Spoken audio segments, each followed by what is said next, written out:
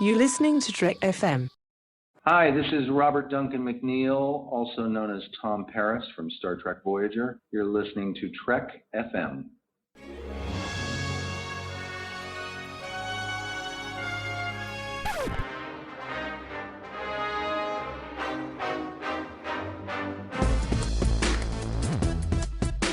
Maybe it's not the destination that matters. Maybe it's the journey.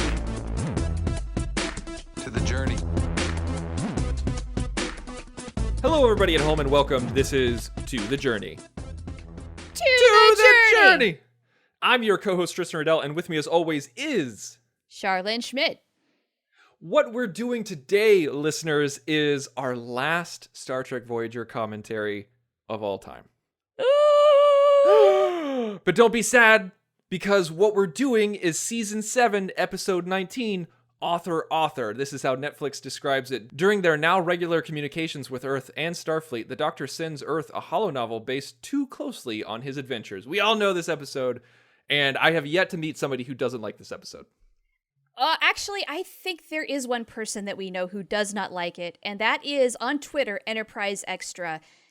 If I'm recalling correctly, this is not his favorite, and he has his reasons why. He explained them to me one time. I shall not repeat them here. He can explain for himself, but I disagree. I still think it's a very good episode. Jimothy, Right? come on, Jim. No, dude, no. I think I was slightly inebriated. This happened in Vegas. He told me the reasons why he did not like Author, and I'm like, I see where you're coming from, but I still disagree with you. I still think it's a great episode. Yes, it is Measure of a Man, Redux, and I'm sure we'll talk about that a lot. But that doesn't make it bad. Jim can have his opinion. He always has a reasoning for everything. That's one of the reasons why I love him, is because he has an opinion about every single episode, and it's a well thought out opinion. So Jim, we love you. And but before we get into this commentary, we promised the listeners, the people listening, that we would talk about our next project. And Char, we're going to do that. And I am so happy to announce this is the debut of what our next show is going to be. That's right. It's going to be a show. It's another podcast. Yes. It is called Punch It, Writing in Pop Culture. That's right. So a lot of the things that we've been doing on To the Journey basically spawned this project. Things like episode rewrites, things like writing episodes on the fly, and simply talking about the nuances of writing. Where did they go wrong? What did they do right? Kind of getting analytical about that. And essentially, though, what we're doing is we're broadening the scope. It's not just going to be Star Trek. It's not just going to be Voyager. There's many shows out there that we both like, that we've said over the months, gosh, if only we could just talk about this. I'm so ramped up about this right now. Like, say, if Netflix released a new season of a show we both like. And unfortunately, this show just is not the place for that. However, this new show, Punch It, is going to be home to where we can do that. And therefore, we are going to launch Punch It on your network, The Nerd Party. That's right. This is going to be one of the latest Nerd Party shows, and it's going to be airing next week. It's going to be airing simultaneously as our last episode of To the Journey, so that you can do a hop, skip, and a jump right over to the new show while staying subscribed to this one, because you should continue to give your love to Trek.fm. Absolutely. But with our new show, the reason why we called it Punch It is because we love to punch things up. We love to punch it up. We love to do episode rewrites on the fly. We love to do our own original writings. We love to do reviews where we love to talk about and analyze the writing styles of certain people. And that's not just with TV. We're going to be doing that with film and maybe some text-based writings too, like novels or novellas or things like that. It's all going to be stuff that's kind of in pop culture. We wanted a wide umbrella of writing, the art of writing, and the art of analyzing writing within pop culture, within nerd culture. And we are absolutely excited. You're going to hear a lot of segments on Punch It that you might have heard in To the Journey, but with non-Star Trek items. And so I am absolutely excited for you guys to hear what we have come up with. Yes, we have a lot of ideas that we're cooking up right now. we're going to save the nuanced details of what the scope is going to be and some of the fun things that we're going to do for episode 1 of Punch It. We won't reveal it all here. I feel like for today, this is enough. Yes. And we do have to do our commentary. We're still talking about Voyager. And so we do hope, though, that when we get Punch It released, that you will jump from To the Journey over to Punch It and join us for that as well. Fantastic. All right. Well, are you ready for this commentary, Char? I'm ready. Are you ready? I am ready. Let's do a 3, 2, 1. Okay. All right. 3, 2, 1, play. I love that the doc says in the beginning. That's the first words that he says because he has such a god complex sometimes. Well, actually, now that you bring that up, I think one of the reasons why Jim does not like this episode is because the Doctor is so incredibly arrogant. And yes, he does have quite an ego. Now, that said, I love this robe, this smoking jacket, whatever it is that he's wearing. Look at that thing. That is pretty awesome, and the pipes on the left and everything like that. This is it's classic. This was a fun cold open because you knew that this was going to be a good time. Like just from the word go, just you knew that it was going to be a Doctor episode, and you knew that it was going to be fun and interesting, and it was just pure excitement. Yeah. Yeah, it sets the tone right away. This is going to be fun. It's going to have some elements of comedy because it's the Doctor. You know, there's going to be some great zingers. And yeah, I'm tantalized. Let's keep watching. So this is I keep hearing this more and more lately online, and I don't want to give To the Journey all the credit, but I do believe that Voyager is getting a lot more respect online because I'm starting to see it more, and I mean, people specifically are talking about how people are reaffirming what you and I have always known, that Caretaker is one of the best Star Trek pilots, if not the best Star Trek pilot out there. Well, it's arguable if it's the best, but it's a very good pilot. Oh, I can argue that it's the best. I will argue that. Don't get me wrong, I could too. However, I mean, the Emissary, not the Emissary, that's a TNG episode. Emissary is pretty good, Broken Bow is pretty good, but Voyager is right up there in greatness. It really sets up Voyager's journey so well. So well. And on top of that, the opening. I'm seeing a lot of love for the opening titles. Yeah. Oh, it's still good. So good. Yeah. Yeah. And there's always been love, at least for the opening titles, but I'm seeing people freely admit it more. Yeah. I think maybe what you're saying is that, I think when Voyager was airing, there was a little bit of Voyager fan shame going on because, it's not TNG, therefore it can't be that good.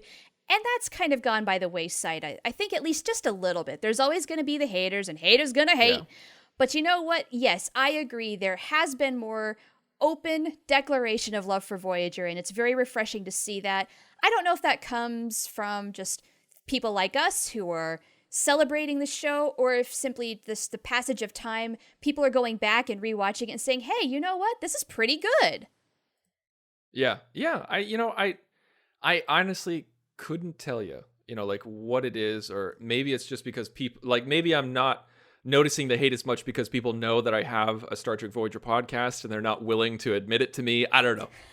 Maybe they know better than to go there. I mean, it's perfectly good to be critical, and I mean, if you have a criticism, we certainly do. The show's not perfect, and no, they did not do everything right, but I think as the show ages, it still has some great value here. It's a very valid installment in the Star Trek universe. Absolutely. So now we are seeing Reginald Barclay on the screen. Arnold! Admiral it's been Paris. So long. How have you been, buddy? Well, I'm doing great, but not as great as this episode. It's, we have the view screen, which is very important in Star Trek. Yes. And Planet Earth, that's very relevant to Voyager, is it not? Yeah, the planet on the screen. I out of all the planets, I'd have to say the planet Earth is my favorite planet. Really? Have you been to other planets, Arnold? Well, when you're a celebrity like me, and you're as massive as I am, it's you pretty much have your own gravitational force. So I'm a planet upon myself. Oh, really? Okay. Well, what do we see over here? What's going on? What is Neelix wearing? Neelix is holding his chef's hat. Something that I would never do because I would not be caught dead making Leola root stew. It has very little nutritional value. Neelix is a liar. So you're just outright calling Neelix a liar, huh? That's a big claim to make, Arnold. I think you might have to answer to that. All right, there you have it, folks. You're done with Arnold. He just left the room. I guess Arnold. he got tired of watching Neelix. We had some people chime in and say that they wanted a return of Arnold. It's kind of funny. I was going to cue you several commentaries ago to bring Arnold back because he'd been gone for a very long time, and I'm glad the listeners kind of sparked that because I keep forgetting. But there you have it. Yeah, for those of you who don't know what on earth is happening, it's true. This is a very old tradition. If you listen to any commentary where Arnold Schwarzenegger is actually a part of that commentary, pretty much all he does is just describe what is happening on the screen. It's one of the worst commentaries you'll ever hear, but the thing is, it's not because it's super entertaining, just because he's so ridiculous. Because it's Arnold. Yeah. So we started doing that on To the Journey. Yes, I think you got it started on an episode titled Transylvanian Arnold. So if you all want to go back and look that up, I think that's where it begins. And then Arnold makes sporadic appearances here and there on other commentaries from that point forward. Like, as you can tell, my accent is not exactly on point with how Arnold actually sounds. No, but it's still funny. In fact, I dare even say it makes it funnier. Because it's almost like you're mocking him. So it's always so weird for me to see Tom in the med bay. I just never got used to Tom being in the med bay. It's wrong, isn't it? It is so. Like once Kess left, I'm just like, really, is Tom the best that we can do? Apparently so, and that's really quite disappointing. We know there's at least one other blue shirt out there, Samantha Wildman. Why couldn't they have recruited her? Well, I mean, she's more science than medicine. Yeah, well, at least she would probably have more of an aptitude than Flyboy here. That's true. They could have said it. They could have said the same thing that they said for Tom, where they're just like, "Oh, Sam, thank goodness your minor was in human biology or something like that." Right? Yeah, I mean, she had to have had more science than Tom did. He had 2 semesters of biochemistry, if I recall correctly. That's how he was qualified for the job. Really, out of 150 people, nobody else had more qualification than that. Starfleet Academy has failed science. At least health sciences. Now, both you and I have mentioned in the past where we would love to write stuff like author. Like we would love to, not author, but like Photons Be free. Like we would like to create our own holodeck programs. And who really hasn't fantasized about doing that? Oh, yeah. What Star Trek fan hasn't done that? I can't. Maybe Jim. Maybe Enterprise Extra has. Oh, come on now. Now you're just insulting Jim. No, I think anybody who's creative enough to appreciate Star Trek has a vivid enough imagination to write their own story. Let's put it that way. Yes, the Starship Vortex. What? I can't believe we never made an episode on the fly of the Starship Vortex. Oh, we should have. And you know what? There's always potential to do that on Punch It. We're not going to completely ignore Voyager, I don't think. We're just branching out. We're going to discuss some Star Trek, but it's not going to be everything. So, yes. It's possible, and that's one little facet, one alternate universe, if you will, that we just simply have not explored. How did we miss that? That's crazy. It's true. I mean, like we're going to talk about tons of different things, but I mean, it's kind of fun, And yeah. here they are, right back at the very beginning. It's great. No, this was great, like pseudo fan service, like where Yeah. it was like that time when, what was it called? What was that episode called? I'm horrible. It was Projections. Was that the name of the episode? Well, it depends on which episode you're talking about. I don't have enough info here.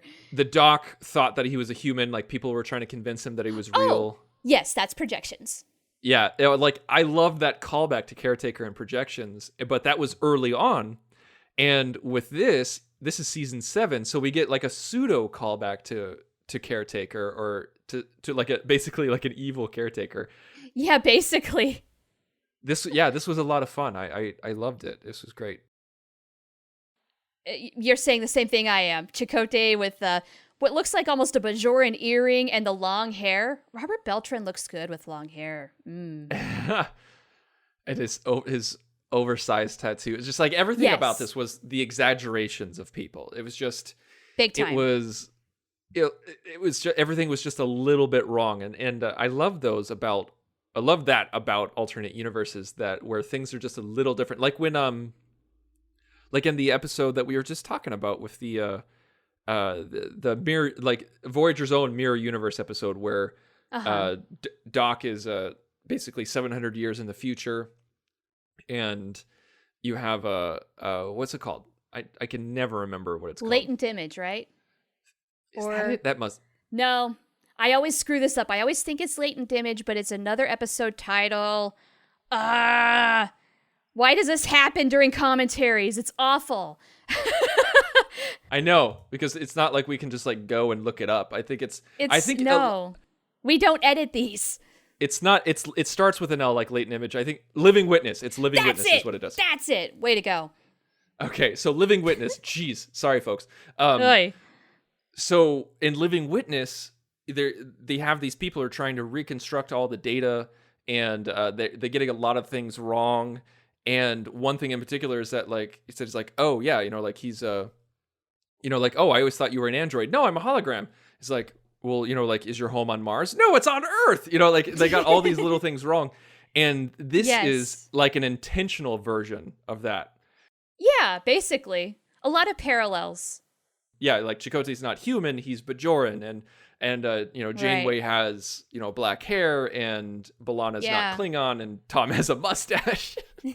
Yeah, Tom with the pornstache is just not a good idea. And also, I think, stop me if I'm wrong, I think that the wig Janeway wore for Living Witness, same wig that she's wearing in this pseudo universe as well. Oh, is it really? I never noticed that. It's the dark hair. I think so. It looks really similar if it's not exact.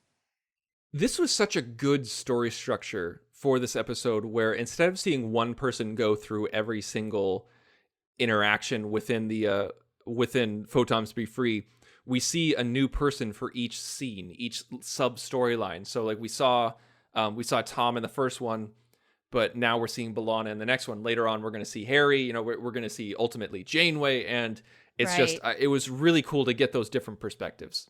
Yes, it's absolutely the way to go with that. It's so much more interesting, and they're each going through their own different experience. And I love how the mobile emitter is such a burden, because, it's just this little thing on his arm that it allows him to go anywhere and do about anything. But no, it's this absolutely horrible consequence of his being. I think that's a souped up version of their rock climbing backpack. It might be. Good call. That we saw in Blood Fever. I think so. I might be wrong. But this version of B'Elanna just unnerves me. I don't like it. Oh, yeah? You don't like a fully human B'Elanna? No, I don't like a fully human B'Elanna. I don't like her hair like this. Like, when I see... I was just gonna mention the hair. I'm like, the hairstyle, it's not becoming. And yet that's probably her real hair. Oh my gosh. When we see Roxanne Dawson, I expect her to be human. We don't see her in her uniform, so your brain has an expectation. Oh, when you see the uniform, you're going to see the forehead. With this one, you have the uniform, bad hair and no forehead, and it just freaks me out. You know why? Because I think it breaks that disconnect. Yes, that is exactly what happens. Yes. Oh my, Pornstache getting it on. Now, I wonder what that would be like to see a 3D realistic interpretation of your husband making out with somebody else. That would have to weird you out, right? Yeah, I know that she's smart enough to know that it's not real, but that's gotta get you in the gut a little bit.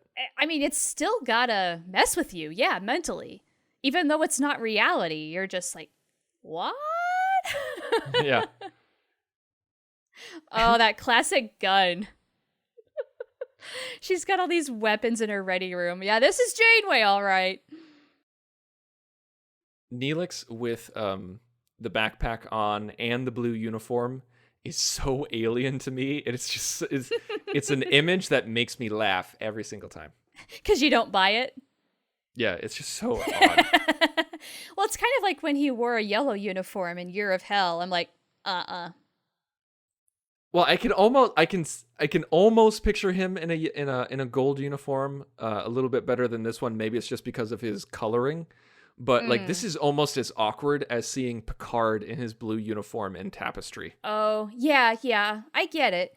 I honestly do not like Neelix in a Starfleet uniform, and that really goes against the grain of pretty much everybody else. Like with Seven of Nine, when she wears a Starfleet uniform, she looks fantastic, but for Neelix, just in general, it doesn't matter what color it is, it doesn't really work for me, because he's not a Starfleet officer, he's a civilian. And I guess Seven is too, technically, but for some reason it works for her and not for Neelix. I don't know. Speaking of wrong, Harry in a blue uniform. Yeah, that's a little weird, but not as weird as Harry with slick back hair and trill spots. Or Tuvok with the goatee. And we've got all three in the turbo lift right here. No, I kind of like Tuvok with the goatee. I think he rocks the goatee pretty well. You think so? I do. It makes him look so old. Nah, well, I mean, they added a little gray to it, and yeah. Okay, so here we have 7 of 9. Well, not 7 of 9, but Jerry Ryan is 3 of 8. That's fantasy. That's 7 of 9. She's got red hair, and her Borg implants are more like jewelry. Yes, it's like earrings and a necklace. It's insane. Yeah, and it glows and it blinks. It's ornamental rather than necessary, and some weird watch thing.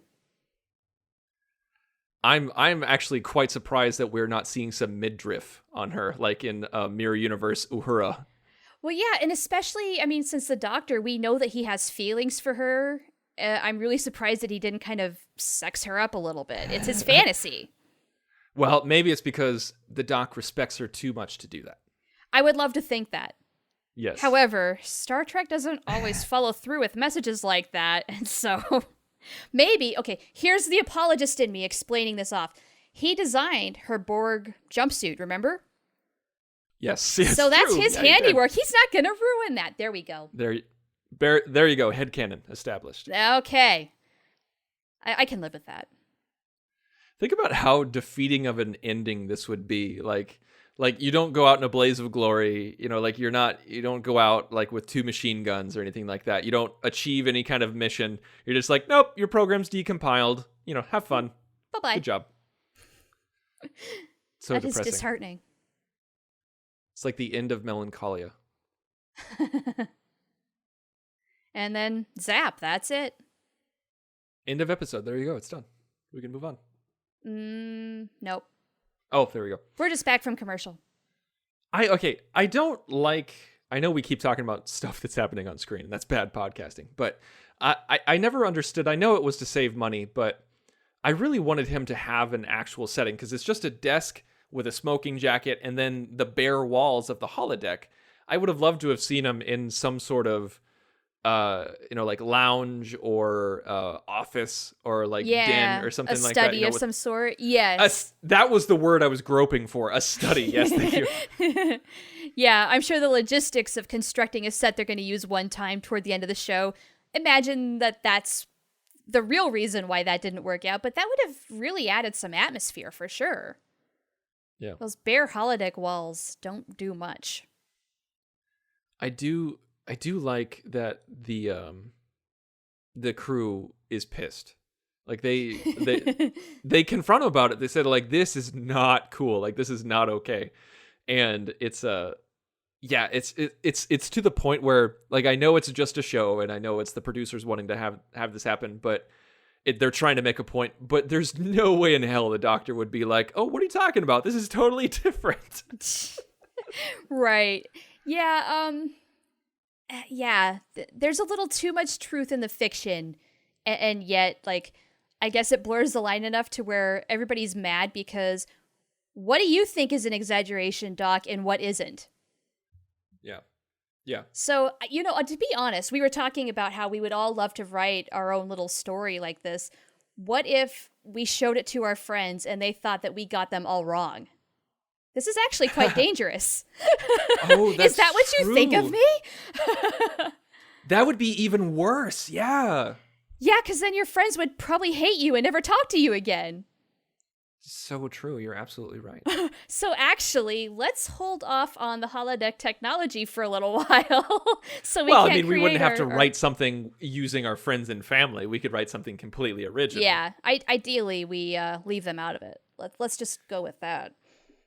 Now, I do like that this is a callback to when he found out what happened to the other Mark Is.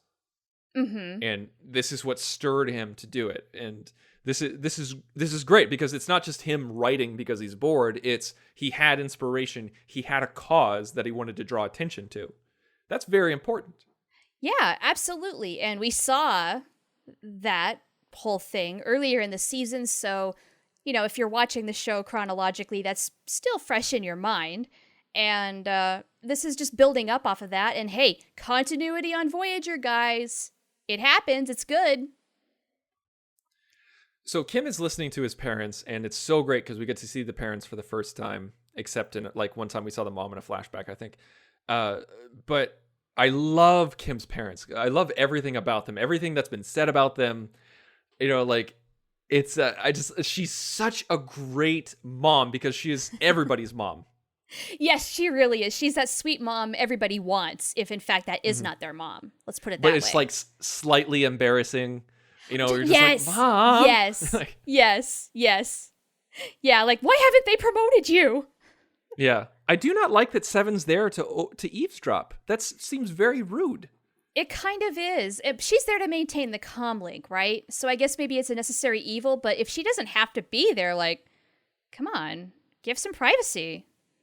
Couldn't she be in another room, or like why couldn't she? I mean, it's a freaking starship. Like they could route the signal to his quarters or something so he could have some privacy.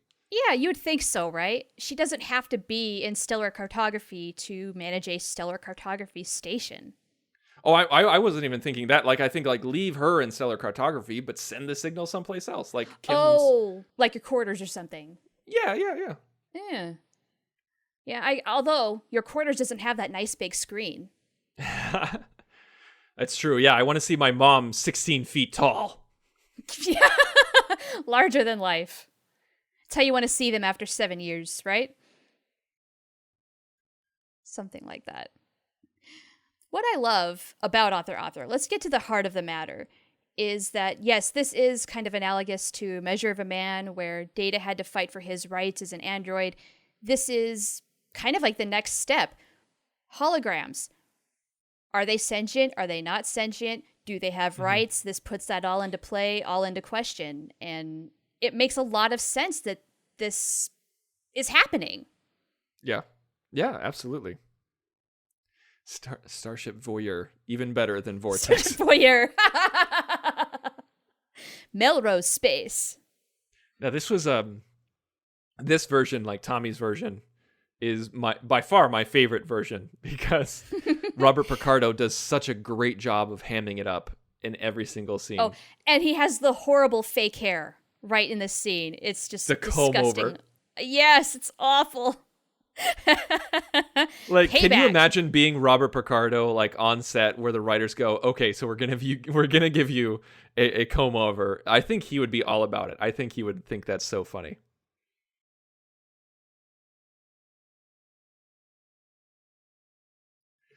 Now this is triplets. Oh, this is good such a grief. classic doctor's joke where they say like, "Oh, well then don't do it," Yeah.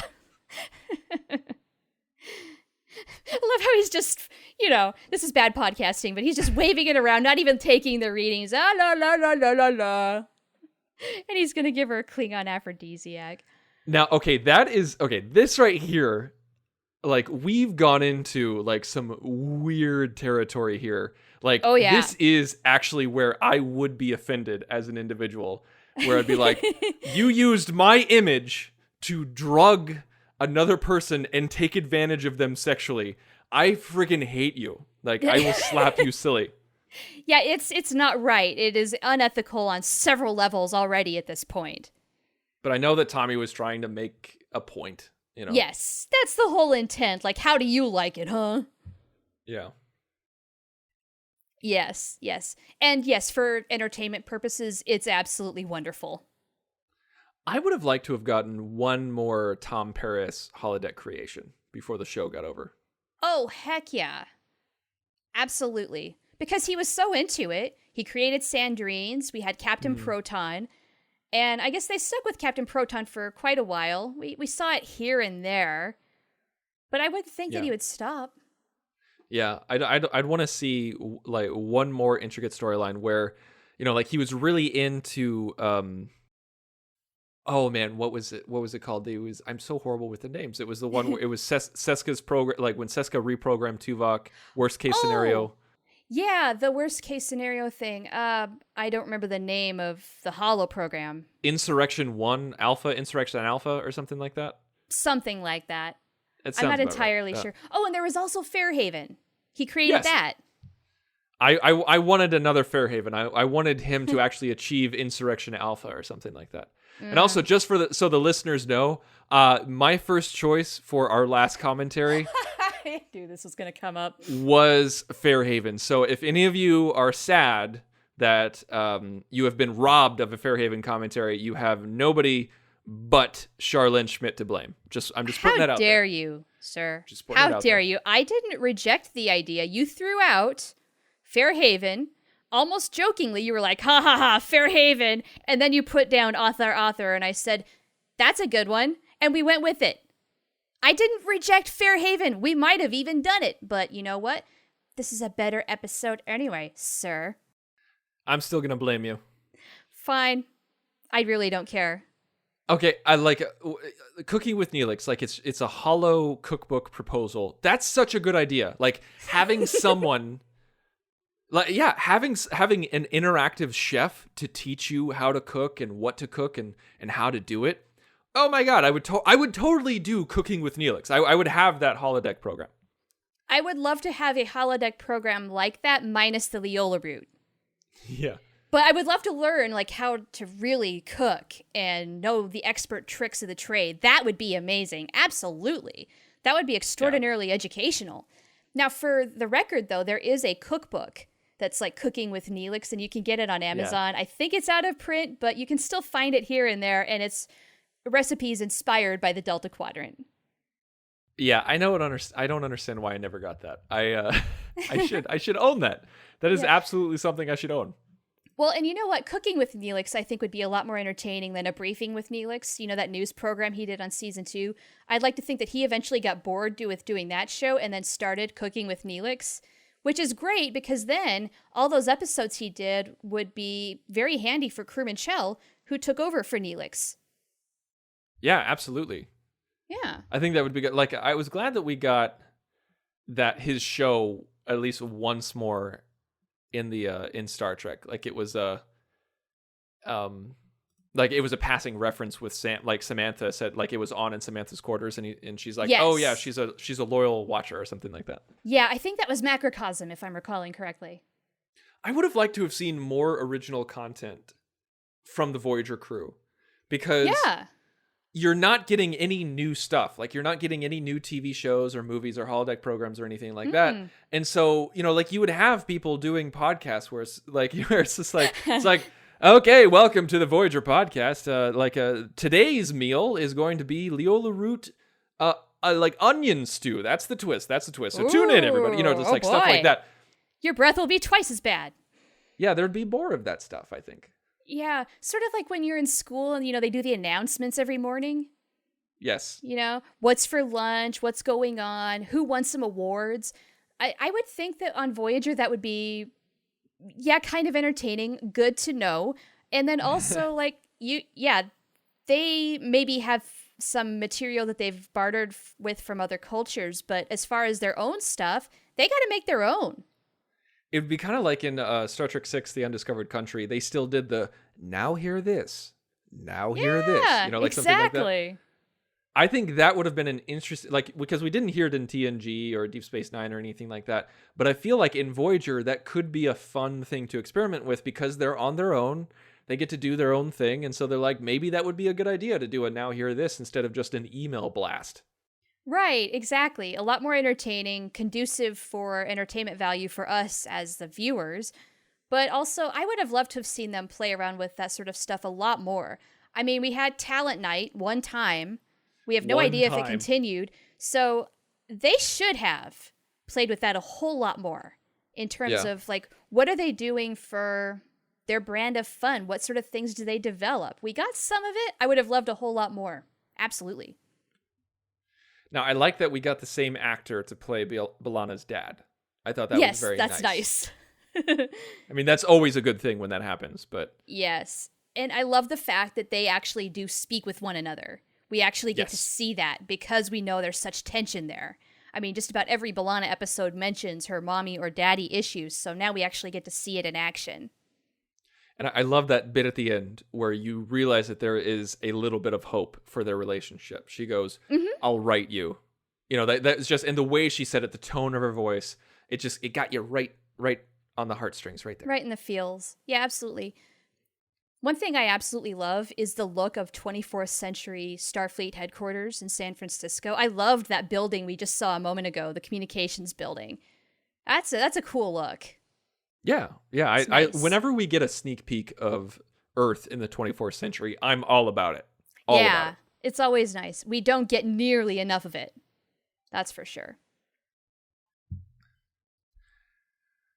This was interesting that they took it from the angle of damage done, where it did leak out. It wasn't just so much a battle with the holonovel owners or anything like that who run the publishers. It wasn't just a battle to maintain the rights. It was already it's already out there. It's already making the rounds. It's already it's people are already playing it and already criticizing Starfleet. Because just imagine I know that you try to say that Starfleet's not the military, but it kind of is.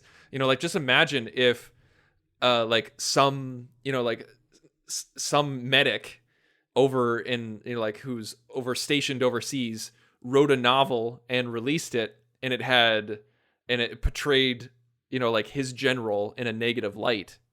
That would make the news. People would be talking about that. Totally. And as a bystander, if you're not there with him, you don't know if what he's writing is the truth or a total exaggeration. Yeah, exactly. I think one thing that might have, I don't know, they might have been trying to pull a little bit from life in 2001 when this aired was, this doesn't happen so much anymore, I don't think. But back then, I remember things leaking on the internet was a huge problem.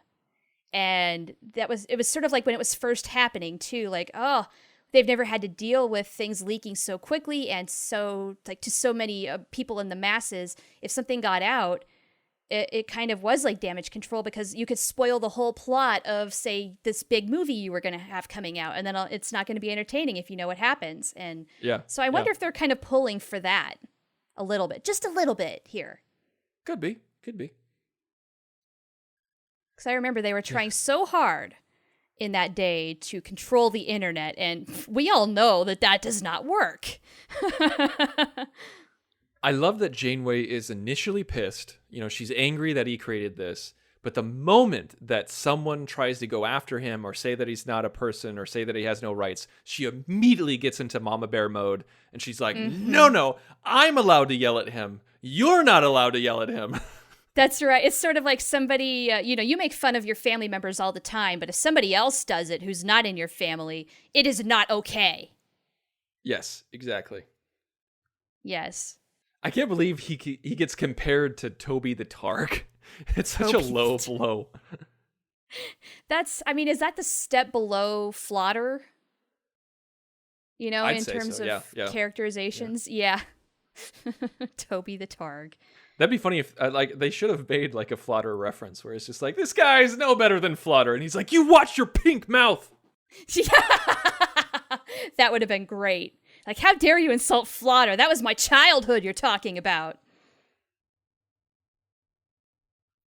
it's good to know that publishing lives on in the 24th century, I guess. Yeah, I'd be fascinated by how that works. I would love any kind of anything 24th century, whether it's government or how publishing works or how recreation works or how transport works. Yeah, anything. I gobble it up. I think it's so fascinating. Yeah, in fact, I almost want to put out a criticism that says this is a little too much like how it works in our day. Like, I think it would change a little bit because it's a very imperfect thing. You think they would have worked some things out over a couple of centuries? I don't know. But maybe not. Who says that they didn't? You know, like this is a brand new problem. Well, this is a brand new problem, yes. Yes. Which is why we're fighting it out right now. What did you think of this judge character? He's very judge-esque. Well, yeah. I was just going to say, he's very judgy. You know who they should have gotten? Judge Judy. I love her. Come on. Gonna She's great. ixnay that idea real quick. No! Don't holographically pee on my leg and tell me it's raining. So 11 minutes at a time. That is insane. That is. There's no way you'd be able to get anything done 11 minutes at a time. That would be extraordinarily difficult. Yeah. Like, just in time to get everybody settled and have 10 minutes, probably, of real actual time. And that's presuming there's no interference, because we're seeing it's shaky at best. Yeah. Like, we have one of my directors telecommutes. He lives in Nashville. And every single time we have a meeting, there's at least 5 minutes of him trying to figure out his webcam or us trying to figure out the cables or the connection's not working. And that's just from Chicago to Nashville. This is to the freaking Delta Quadrant. Right. Yeah, for real.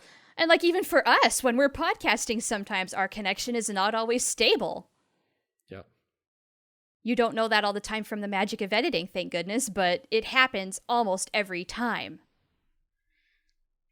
I do like in this segment that they show his weaknesses.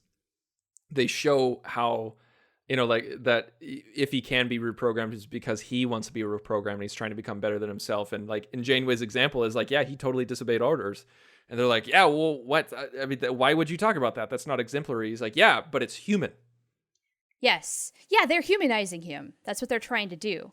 Very well done. I think it was very well written, and it got the point across in a very good way. Yes. And way back when, I do not remember the episode number, but we did a comparison between Author and Measure of a Man, because Measure of a Man did this in true fine form. I mean, it was powerful. I mean, Riker turned Data off, took his arm off, and it's like, look, it's a machine. Yeah. And did that whole thing. I feel like here they're doing the same thing. It's a very well-rounded argument, though. They are acknowledging the flaws, but they're also acknowledging that he's become more than just a program. Right. So that's incredibly important. Dare I say it's paramount. Nice. Yeah, I did that. This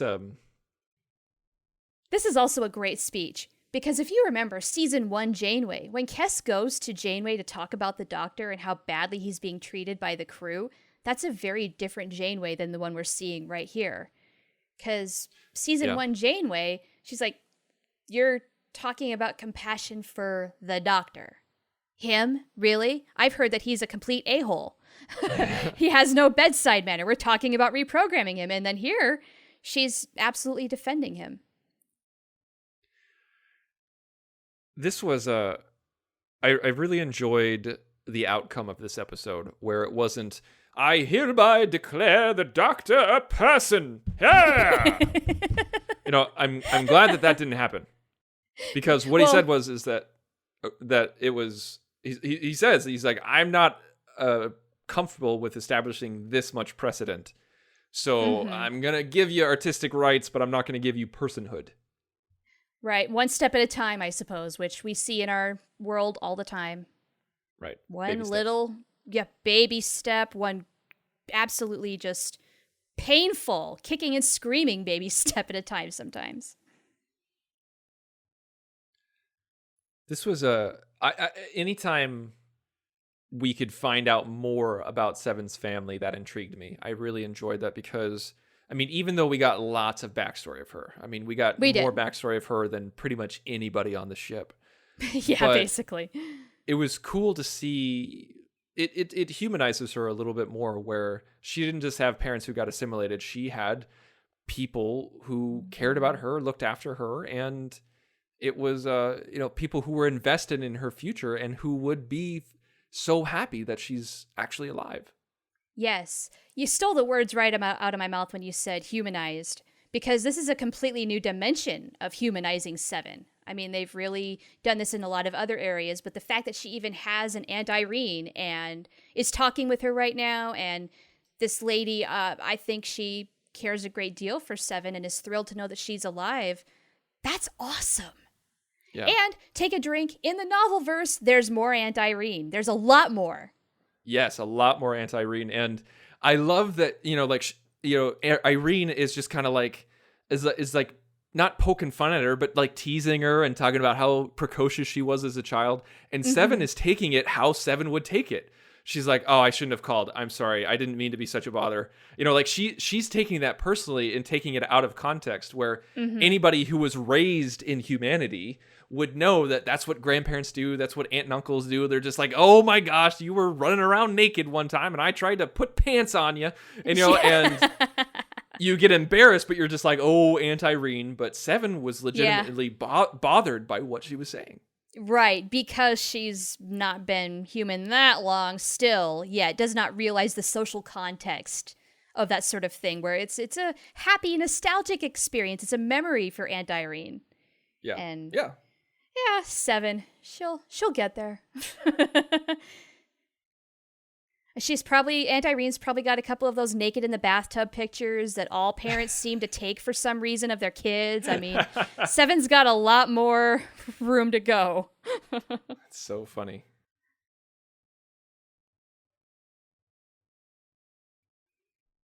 So, yeah, we have the outcome of the trial, and we've already said what happens, so that's that. I love that Janeway's kind of confronting him like, you should be jumping up for joy or something like that. But I love what he says. It's a hollow victory. It's sort of like a half victory. Hollow victory. Get it? Yeah, oh! yeah. Ha ha, ha ha. But he's right. It's not a complete thing. If the military did this, where they said they're like, oh, we're retracting all copies of this book that this medic wrote, conspiracy theorists would be like, what's in the book? We got to get a hold of this book. Oh my gosh, yes, abso-fraggin-lutely. It would be a complete disaster, can you imagine? Like, think about Roswell. On one of the newest Star Talk episodes, it's a podcast I absolutely adore, Star Talk with Neil deGrasse Tyson, they talk about the truth of Roswell and how all the conspiracy theorists turn that into a thing that it's really not. And it's fascinating. So, after you're done here, go and listen to that, because if you don't know the truth about Roswell, you really ought to know. Yeah, this got me super excited. I know I've said this like 16 times, but this got me excited that we actually got to see the Mark I's at work. Absolutely. En masse, no less. Now, I wonder how many hours it took Robert Picardo to shoot all these different Mark I EMHs. Because that had to have been a little tricky. Yeah, absolutely. Like, you can tell that some of them are stand-ins, but it's... a little bit. Yeah, it's fun. It's a good time. All right, well, that's the episode. That's it. That is Author, and it is our last commentary of To the Journey. Now, that's not to say there won't be other commentaries with the new crew that comes in, but it's the last one for us. Author is not the only thing we're talking about on Trek FM this week. Here's a glimpse at what else is happening on the network. Previously on Trek.fm, The Orb. What would have been awesome is if he had gone down, he found Valhalla, he went in there, and there was an ancient Bajoran piano there. And somehow, it came to him in a vision. He remembered all of the most popular Bajoran songs from the time. And he started playing those on the piano and singing. It would have been awesome. Saturday Morning Trek. what I had to assure the fans when I talked at the convention or conventions was this is not going to be a kiddie show. This is not going to be a baby show. We are doing Star Trek. And we were able to do Star Trek in some ways a better way because we could have wonderful spaceships, we could have wonderful aliens, wonderful planets, and we still had good stories. Stage 9, a podcast about the people who make Star Trek.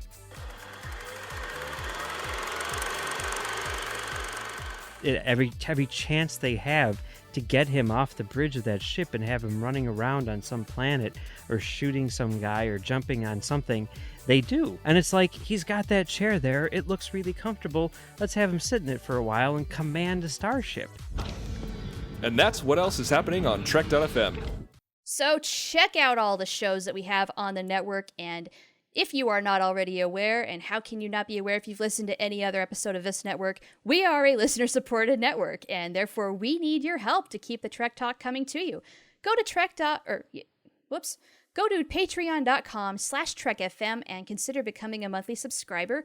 Everything that we get goes into funding this network, keeping it going for the bandwidth and the distribution, all that fun stuff. And on TTJ, we have several associate producers that we want to thank personally, and those people are Kenneth Tripp, Jamie Deuce, Bruce Lish, Dante Hopkins, Brian Belicio, Kane Janeway, and Ju Kim. So thanks you guys for supporting TTJ and the network at large.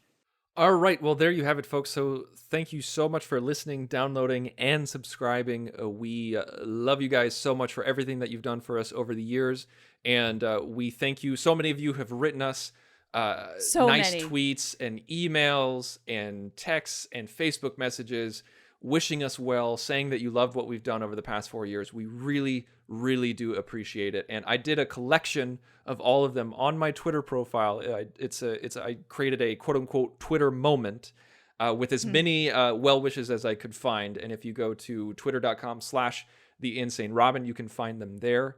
And we hope that you look for Punch It, which we talked about at the top of the show. That's going to be on the Nerd Party Network, located at thenerdparty.com. Please check for that next week. We have a big announcement on thenerdparty.com next week with a lot of new shows. But as always, please, please, please, if you follow us, make sure to stay subscribed to Trek.fm and To The Journey, because you and I are so excited to see what happens on To The Journey.